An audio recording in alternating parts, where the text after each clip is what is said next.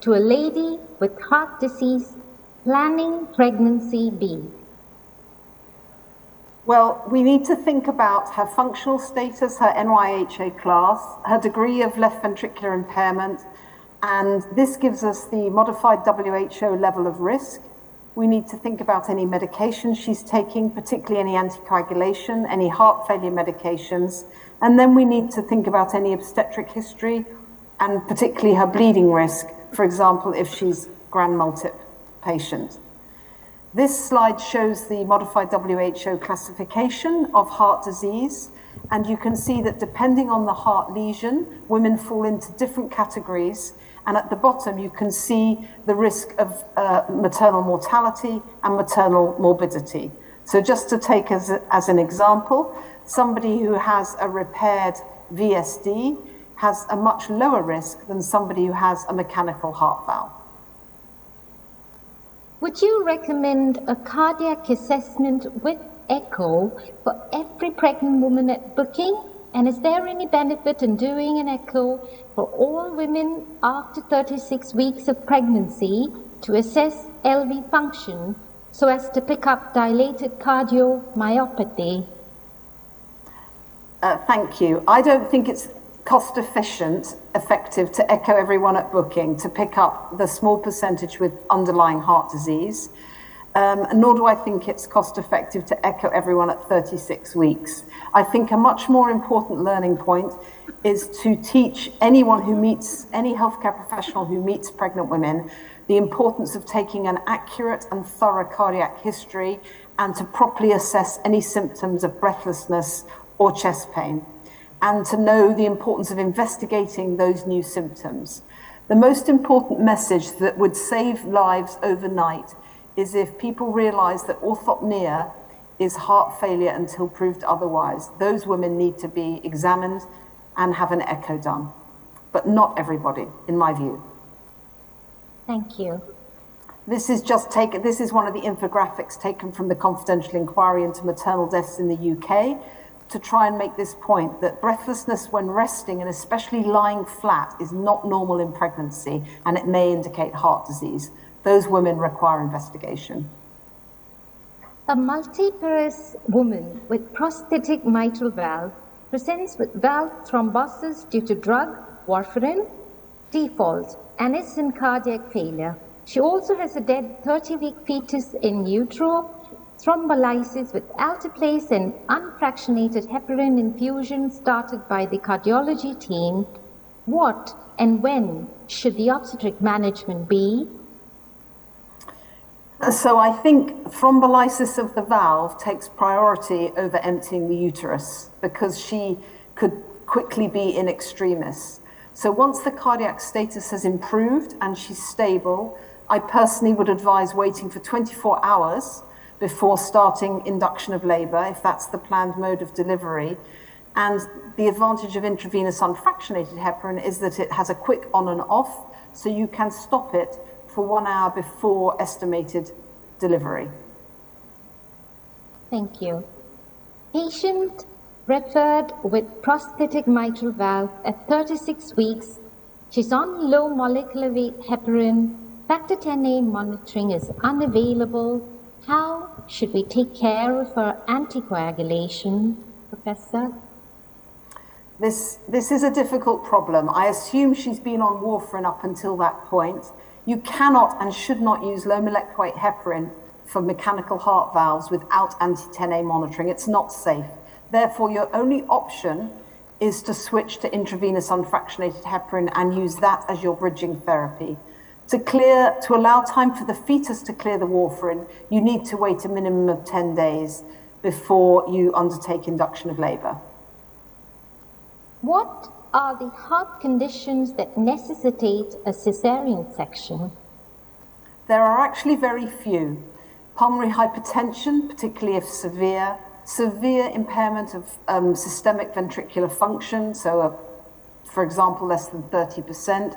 Any woman who's in NYHA class 3 or 4, so breathless on minimal exertion or at rest. Those women with severe mitral stenosis, severe symptomatic aortic stenosis, and those with an aortopathy And those are the cutoffs according to the European Society of Cardiology guidelines. But most women with heart disease do not actually require a cesarean section. A patient is referred at 36 weeks with complete heart block. Is vaginal delivery contraindicated in her? It is, because you cannot monitor the fetus. So CTG will be meaningless because the fetus has a fixed rate, usually around 80 beats per minute. So unless she were to present in advanced labor without needing any monitoring, we would normally recommend an elective cesarean section if the heart block is diagnosed during the pregnancy. That would be up for discussion if she was a grand multip and you think you could get through labor without any monitoring. Thank you. There seems to be a tendency for clinicians and even forensic specialists to brand a terminally dilated heart as cardiomyopathy, even if death was due to hemorrhage, shock, and consequent ischemia of the myocardium. What is your opinion? I completely agree with you. I see this a lot. And as you know, as the question implies, left ventricular impairment and dilation is like the final common pathway. Particularly, it happens in massive obstetric hemorrhage, but it also happens in preeclampsia. And it's usually recoverable if the cause is treated. It's not right to call a dilated, poorly functioning left ventricle cardiomyopathy if you have an obvious underlying cause, such as massive obstetric hemorrhage. Thank you so much. Let's move on to APLA now. My first question is, a gravidity 3 with 2 missed miscarriages under 10 weeks. All investigations for recurrent pregnancy loss, including APLA, are negative. How do we manage her current pregnancy? Would you support giving aspirin and low molecular weight heparin empirically? No, I wouldn't. She is APL negative, therefore she does not have antiphospholipid syndrome. And although aspirin is safe in pregnancy and we use it a lot for preeclampsia prophylaxis, I don't think low molecular weight heparin is indicated. And you can do harm by labeling this woman as antiphospholipid syndrome if she doesn't have it, because there are other causes much more common of recurrent pregnancy loss. And the most important message for this clinical situation is to request cytogenetics on the products of conception, because chromosomal abnormalities would be the commonest cause. And I think it's wrong to give the patient false hope by treating her if you're not treating the correct underlying condition. So it would be reasonable to use low-dose aspirin, but I don't think with 2 early miscarriages, it is at all reasonable to add low molecular weight heparin. Thank you. What are the situations that warrant starting low-dose aspirin, 75 milligrams, from beginning of pregnancy, periconceptionally? Yeah, so there are many indications. So women with antiphospholipid syndrome, we would start the aspirin early, and I often start it actually before conception. For preeclampsia prophylaxis, although the guidelines say start at 12 weeks, I can't see the point of delaying that, and I tend to start women from a positive pregnancy test. We use low-dose aspirin for migraine prophylaxis. And then there are patients that are taking antiplatelet therapy who've had coronary artery stents or vertebral artery dissections, and we would continue the aspirin. If they're on clopidogrel, we keep them on clopidogrel and then switch that to aspirin at 36 weeks to allow regional anesthesia. And the other time we use aspirin is if we have women with mechanical heart valves in whom we're using low molecular weight heparin, we would then use concurrent aspirin. Thank you so much. What are the situations that warrant starting low-dose aspirin with low molecular weight heparin from early pregnancy? So those women with obstetric antiphospholipid syndrome who've had a late loss or early onset preeclampsia, they would definitely get aspirin and low molecular weight heparin. And the other group of women would be women who need aspirin for preeclampsia prophylaxis and women who need heparin for VTE prophylaxis. There are many women with recurrent miscarriage and antiphospholipid syndrome who are offered aspirin and low molecular weight heparin. But what I do in these women is often stop the heparin at 12 weeks if all they've had is early miscarriage. But for those with a late loss, we keep the heparin going. But to answer the question, antiphospholipid syndrome would be an indication for aspirin and heparin from early on. Thank you. A graviда 5A4 with primary APS who's on low-dose aspirin and low molecular weight heparin now presents with missed miscarriage at 14 weeks. What can we do for her now? So she's now had a late loss, so she would qualify for heparin. The options would be giving a higher dose of low molecular weight heparin, giving hydroxychloroquine, or giving low-dose prednisolone. So my slide here shows the women that we treated in this case series who had, if you like, a failure despite aspirin and heparin. There was only a 4% rate of live births. We treated them with prednisolone 10 milligrams in addition to the aspirin and the low molecular weight heparin from the time of a positive pregnancy test until 14 weeks gestation. And in the 18 women, there were 23 pregnancies, and the live birth rate went up to 61%. That included 8 uncomplicated pregnancies, 6 pregnancies who had preeclampsia or small babies, 8 first trimester miscarriage, so a failure of prednisolone treatment, and 1 ectopic pregnancy. There were no fetal deaths beyond 10 weeks and no evidence of maternal morbidity. Thank you. We now move on to thrombo prophylaxis. And my first question is, what are the situations where low molecular weight heparin has to be started from the beginning of pregnancy as thromboprophylaxis? And is there any difference in dosing in some of these situations? Thank you, Mega. So this is taken from the RCOG guideline with which you'll be familiar. And the indications for starting low molecular weight heparin from the very beginning of pregnancy would be women who score 4 according to the RCOG guideline. But this is predominantly women who have had a previous VTE, whether that be related to the pill or pregnancy or surgery or unprovoked. We would start all those women on low molecular weight heparin as soon as she had a positive pregnancy test. So those women need pre-pregnancy counseling. The other women we give heparin to early on are the women with ovarian hyperstimulation syndrome and other women who have a combination of risk factors. For example, a woman who who is over 35, who is obese, who is a grand multip, and has gross varicose veins. She scores 4, and so we would also offer her heparin from early on in the pregnancy.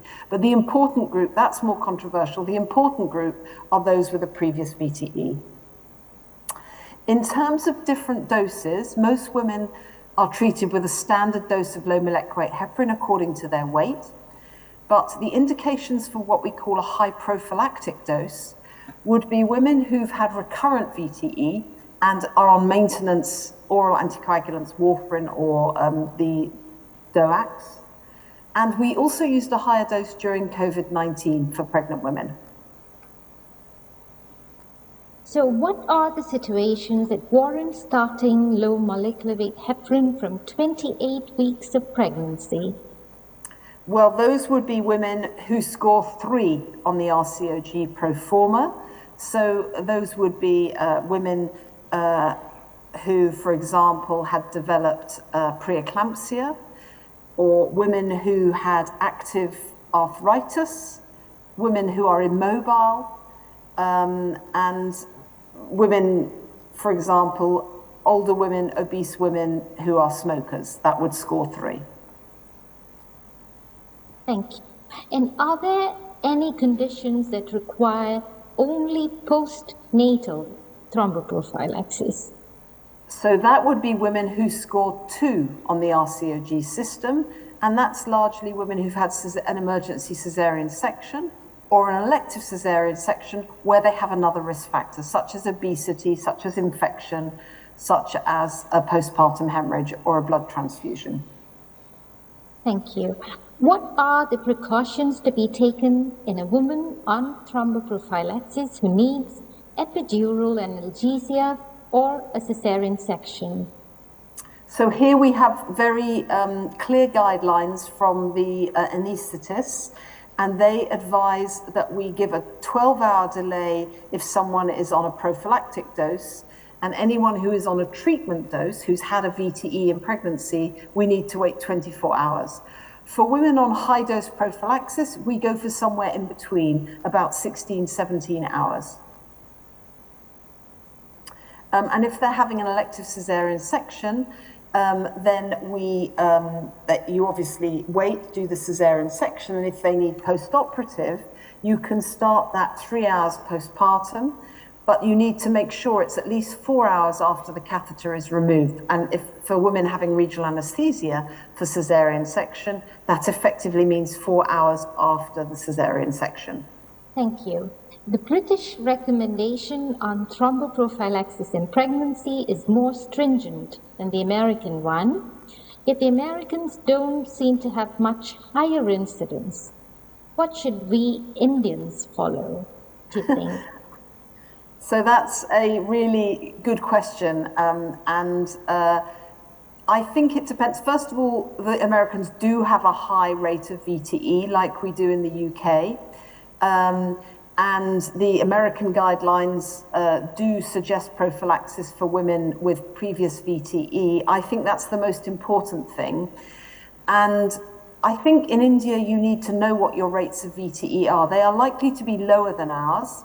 And then you need to concentrate on those women who have multiple risk factors. For example, those women having cesarean section who also have complications such as infection, postpartum hemorrhage, immobility. The more risk factors you have, the higher the risk. So even if you don't think that everyone having a cesarean section with one other risk factor, which would be the RCOG guideline, I certainly think you should think about thromboprophylaxis once you have 2 or 3 extra risk factors. Thank you. But this was a study done just to show you that although I wrote the RCOG guidelines, I've also been involved in this study, which isn't yet published, but it shows you the rates of VTE per 10,000. So in women who are high risk, who've had a previous VTE, antepartum, their risk is 581 per 10,000. Postpartum, their risk is 685. And if you look in terms of cost effectiveness based on quality of life, then giving them postpartum thromboprophylaxis is cost effective, but giving them antepartum isn't. And if you look at obese postpartum women or postpartum women having a cesarean section, then it's not cost effective. So the RCOG guideline is very expensive and it hasn't led to huge reductions in the rate.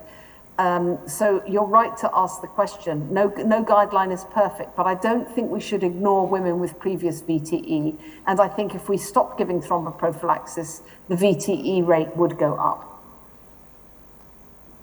And we are now moving on to our last topic, hyperemesis gravidarum. And my question to you is the current place of ondansetron in the management of hyperemesis? So ondansetron got a bad reputation because there was a European Medicines Council warning about the increased risk of cleft lip and cleft palate. But it's important that you understand that the background rate of cleft lip and cleft palate in the general population is 11 per 10,000 births. The attributable risk to ondansetron, using the study that showed a slight increased risk, is only 4%. It put the risk up 3 to 4 per 10,000. So that's a very, very small risk. To deny women with severe hyperemesis ondansetron, which is an extremely effective antiemetic, in my opinion, is wrong. But I think ondansetron should be used second line if the first line drugs, such as the antihistamines, fail. So that's how we use it in the UK. What is the dose of thiamine to be given in a patient with hyperemesis? Well, in the UK, we tend to use Pabrinex, which is an IV formulation of vitamin B complex, and we give 2 vials because oral thiamine tastes horrible. But it is available and you can give it orally, and the oral dose is 100 milligrams 3 times a day. Thank you. How do you manage fluids in a pregnant lady with rheumatic heart disease, mitral stenosis, who also has hyperemesis? Carefully, very carefully. You need to assess, not everyone with hyperemesis is dehydrated. Sometimes they are able to drink, they just have nausea. So you should only give fluids if she is clinically volume deplete dehydrated. And you do that by assessing her intake, assessing her heart rate, blood pressure, jugular venous pressure, and her mucous membranes. 1 litre is unlikely to be harmful while you're awaiting the results of her blood test to assess further her hematocrit and the degree of hemoconcentration and dehydration. So I would be happy giving 1 litre, but not more than that without very careful assessment. Thank you so much, Professor Nelson Piercy. It's been an absolute privilege to converse with you. And hopefully we have some time for questions from the audience. Yes, we do. Dr. Catherine is now online. Dear delegates, please write your queries in a piece of paper and please pass it on to us, or else you can ask her directly. Please use this opportunity. Madam. Mark wants to ask something. Kathy, we do not know how to thank you enough for sparing the time previously with Meka, as well as coming online now. I know it's a precious Sunday over there, and to spare the time and coming on, we all appreciate your dedication and consideration for us. Thank you very much. The pleasure, VP. Yeah, there is somebody here who wants to talk to you sitting here in Kerala, even though he was there in London. Mark Waterstone. Kathy, hi, thank you for joining us. It seems crazy that I've come halfway around the world to ask you a question, but you were asked a question which was asking about when you start the prophylactic aspirin, and the dose that you were asked was 75 milligrams. Can you just confirm whether that's the dose you'd use or whether you would use 150 milligrams? That's a good and controversial question, Mark. Can you hear me okay? Absolutely, yes. Yeah. As you know, the ASPRI trial suggests that everyone should get 150 milligrams for preeclampsia prophylaxis. I don't give 150 milligrams to my patients with antiphospholipid syndrome, to whom I'm also giving low molecular weight heparin, because I don't think we have the data to reassure the anaesthetist and everyone else about the combination of aspirin and higher dose aspirin and heparin in terms of bleeding risk. So I still use 75 milligrams of aspirin for my antiphospholipid syndrome patients. If I'm just using aspirin as preeclampsia prophylaxis, I will still normally, unusually, just give 75, except in women who've had previous preeclampsia, in whom I deem the risk to be very high. So I'm a bit naughty, I don't stick to the ASPRI guidelines, but as you know, NICE has very carefully worded it to say 75 to 150. I wouldn't be averse to starting 150 milligrams from booking, and I would do in someone with previous severe preeclampsia, but I don't dish out 150 milligrams to all patients with APS, I use 75. Thank you. There's a question here. Any situations where we have to stop low molecular weight heparin at 34 weeks? And as a follow-up, which all situations we continue low molecular weight heparin in the postpartum period? So any situation we have to stop at 34 weeks and later to continue postpartum? So I'll be honest, VP, I don't think it's logical to stop low molecular weight heparin at 34 weeks. I think if a woman needs low molecular weight heparin, firstly, many of you have maybe heard me say before, I don't think women with recurrent miscarriage and APS need to continue heparin beyond 12 weeks. So I don't say continue till 30 weeks, 32, 34, I would stop it. If she requires low molecular weight heparin for thromboprophylaxis, then it is completely illogical to stop the low molecular weight heparin at 34 weeks. But if you've stopped it for some reason, then you just restart it postpartum when the anaesthetists are happy in terms of regional anaesthesia. So if you do stop it and you require it for thromboprophylaxis, you restart within 12 hours postpartum, and usually, if you're worried about the VTE risk, within 4 to 6 hours postpartum. Did I understand you correctly when you said that you will stop at about 12 to 14 weeks if you had started it for APLA? So you don't think continuation... Yes, you did understand me correctly, VP. If you're giving it for recurrent miscarriage, for which I do not believe all the studies that it's necessary, we haven't actually proved that aspirin and heparin is more effective than aspirin alone for women with APS due to recurrent miscarriage. But most of the women are on it. And if they're on it, we will normally try and stop it if they don't miscarry and they get to 12 weeks. Some women are happy to do that. Some women wish to wait until their 20-week scan. They can feel the baby move. The 20-week scan's okay. So at St. Thomas's, in women with recurrent miscarriage, we stop at 12 to 20 weeks. If they're on it for obstetric antiphospholipid syndrome, where they've had severe preeclampsia, previous HELP syndrome, a stillbirth, then we will continue all the way through pregnancy. But there are no women in whom we stop at 34 weeks. We wouldn't stop it. We would just keep going. Those who were APLA positive and all that, are they not at a higher chance of developing growth restriction of the baby? And continuation of this, will it help in preventing that also? In my experience, it helps with the 12-week scan if you have a normal PAP-A, but those women who have APS due to recurrent miscarriage don't have the same risk of adverse pregnancy outcome as those women who present with VTE or with late losses. They are a different phenotype, a different group of patients. Those who have recurrent miscarriage normally have lower levels and they are less at risk. The women you need to concentrate on are those with previous VTE, previous late losses, and women who have triple positivity with high levels and lupus anticoagulant positive. You must treat those women as high risk. Those women with low levels and recurrent miscarriage, in my opinion, don't need low molecular weight heparin, but if you give it to them, we stop at 12 to 20 weeks, and they do fine. They don't then go on to get preeclampsia or a small baby.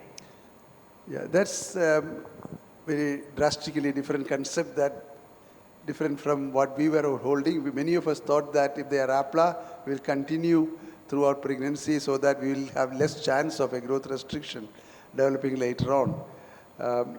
You should look at the what their positivity is, VP. If they're triple positive, anticardiolipin, beta-2 glycoprotein, and lupus anticoagulant, or if they have high titers, then yes, those are the women at risk of VTE and placental thrombosis. But if they have low levels, 10, 20, 30, anticardiolipin only, and they've only ever had early losses, they've never had a late loss, they've never had a VTE, then you can probably manage those women with aspirin alone. It's very difficult given the guidelines to do that. But if you give them low molecular weight heparin and they don't have other risk factors for VTE, my practice is to stop the heparin.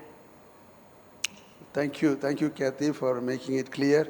Another question is, you mentioned about those failed cases of APLA starting hydroxychloroquine. What will be the dose that you would recommend? And another follow-up on that is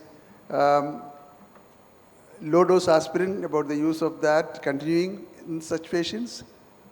Okay, so hydroxychloroquine, you should really give a weight-based dose. So women who are very light should only receive 200 milligrams, but for most women, we were using 200 to 400 or 200, 400 alternate days. So it depends on the patient's weight. But in the study, we gave the hydroxychloroquine according to their weight. And the question about aspirin, if we're giving aspirin for preeclampsia prophylaxis, then in the UK, we stop that at 36 weeks, except in women with antiphospholipid syndrome, in whom we continue it all the way through. We start early in pregnancy or even pre-pregnancy. We give it all the way through pregnancy. And many of these women will stay on aspirin postpartum as well. So that's the group of women where we don't stop the aspirin prior to delivery. We just keep them on it. Kathy, we used to call a group of women who had recurrent loss but were the seronegative APLA, we used to call them. And earlier on, say about 10 years earlier, people would have ridiculed and say that they should not be given any of these. But at least now you are saying that hydroxychloroquine can be given and higher dose of these drugs as a trial. And your series that you quoted goes really 60% salvage of the baby, isn't it? Yes. So the real problem with antiphospholipid syndrome, VP, is to make sure you're making the diagnosis correctly. As I said earlier with the questions, it's wrong to label someone seronegative APS and keep treating them with aspirin and heparin when what you're dealing with is another cause, a cervical cause or a chromosomal cause. But if you're sure you're dealing with antiphospholipid syndrome and they've had a failure with aspirin and heparin, then it's reasonable to try these other options. And sadly, we all have groups of women who have failed aspirin and heparin. And then I think, but we'd never use a higher dose of prednisolone than 10 milligrams. You stick to first, do no harm. If there is somebody coming to us with a recurrent pregnancy loss for 4 times and all, and not screened, but she's coming to us with pregnancy, during pregnancy, we can't do these tests and they are not reliable, is it not? So empirically, can we start on the basis of the history alone? Yes, I mean, you can do the antiphospholipid screen in pregnancy and you will get an idea. You're unlikely to get a false negative. So if you do the screen in pregnancy and she's positive, I think if someone books and no one's done a test before and she's had recurrent miscarriage, you should screen her. And if she's positive, you should treat her with aspirin. What I would do in this situation is offer her low-dose aspirin anyway, even while waiting for the result. Another question here is, encerclage in antenatal care is the venous thromboembolism score 3 for thromboprophylaxis. Encerclage, I don't think encerclage by itself will add to that, but those who are on encerclage on bed rest. That question is probably better directed to an obstetrician, but in pregnancy, that is a relatively minor operation. It's more minor. The question I think is much more relevant is what should you do in a patient having surgical management of miscarriage? Because that is a more invasive procedure than a cerclage, which is relatively superficial, doesn't disrupt the veins. It's a minor procedure, as I understand it. But if you're managing someone for surgical termination or following a miscarriage, surgical management of miscarriage, those are the patients that have missed the VTE score because everyone thinks, oh, that's a simple procedure, it's very quick, but it's still a procedure. You're still operating inside the uterus, and I think that risk does increase. That procedure does increase your risk of VTE. So if you have other risk factors, I think you should offer thromboprophylaxis to women having that sort of surgery and any other surgery in pregnancy. But a cerclage, I don't think would count. But I'd be interested to see if Mark agrees. The reason for that question is not because of the relation to surgery, but such women in many practices will be put on complete bed rest as well. That may be the reason why thromboprophylaxis. Absolutely. So that then gives her another risk factor of immobility. But I'm not sure that there's any evidence that bed rest works in that situation. But if they are immobile, then certainly that's another risk factor. In case there is a preterm cesarean section, how long to give the low molecular weight heparin following that? Any difference in the pattern that you give? No, I would still give 10 days and extend it if there were other risks like a hemorrhage or transfusion or infection. Kathy, thank you very much. I don't know how we can thank you enough for sparing this time and answering all our questions. As my colleague was saying, with such clarity, no ambiguity. That is what we like, and that is why we want you to come again and again. Thank you once again. Kerala is beautiful. The weather here is terrible. It's raining. It's horrible.